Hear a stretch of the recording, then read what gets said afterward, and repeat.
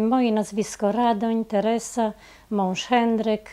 Razem z mężem gospodarujemy przez około 26 lat.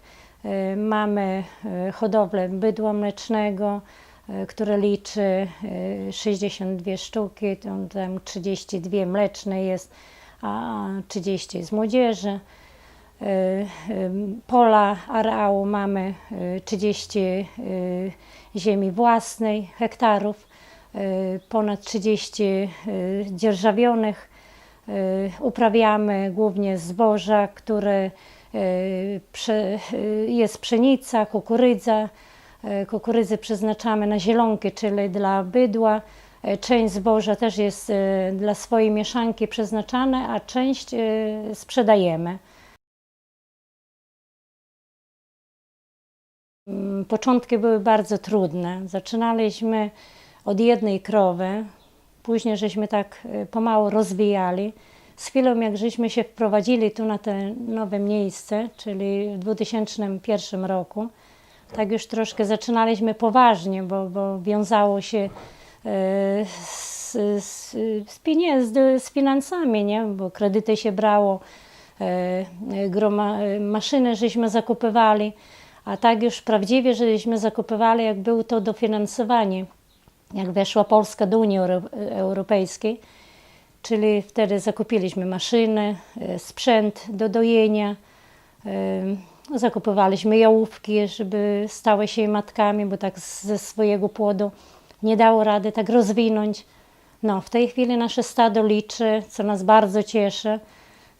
Jest akurat 29. rocznica, czyli 29 lat, jak już gospodarzymy. I mamy krów 32 sztuki, matki. 31 mamy młodzieży, czyli takie różne. Są i byczki w tym, i cielęta mniejsze, i jałówki. Można powiedzieć, no cieszymy się z tego, że już dosiągliśmy tyle. A dzięki temu, że mamy wsparcie, bo korzystamy z tych dopłat, które nam wspierają po prostu w ramach dofinansowania. No, tak jak w każdej pracy, na pewno każdy się spotyka z trudnościami, z problemami. Staramy się je rozwiązywać nawet i same, a przede wszystkim same. Z początku było to bardzo ciężko, bo tak żeśmy to przeżywali, nie? Bo było mniej sztuk bydła, były zderzenia, że odchodziło to bydło, jak jakaś taka poważna choroba na ten. Teraz już troszeczkę bierzemy inaczej to i to jest właśnie dobre. Musimy też umieć przede wszystkim te praktyki mieć w sobie, nie? Jak sobie poradzić, nie? Żeby to wybrnąć z tego. Nawet i czasami weterynarzem trzeba być. Ja przeważnie jestem położna. Chłopów biorę do ciągnięcia cielaczków, a ja już tam przy tym kieruję, kiedy, pomału, żeby to tak nie stresować ani bydła, ani siebie. No i to daje nam duży efekt.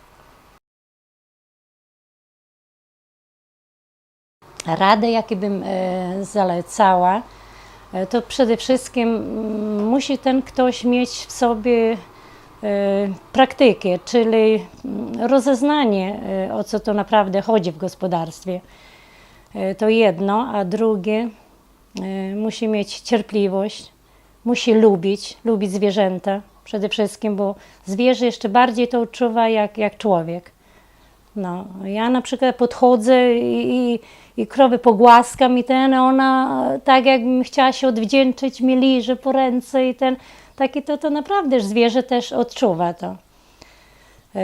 No na pewno by było łatwiej temu komuś wejść do tej działalności gospodarczej, przede wszystkim, bo dzisiaj jest lepsza możliwość, nie? Bo jest to dofinansowanie, nie? W ramach i można szybciej zakupić i maszyny rolnicze, czy zakupić jakiś sprzęt tam udojowy, czy uważam, że i trzeba mieć wiedzę, praktykę przede wszystkim.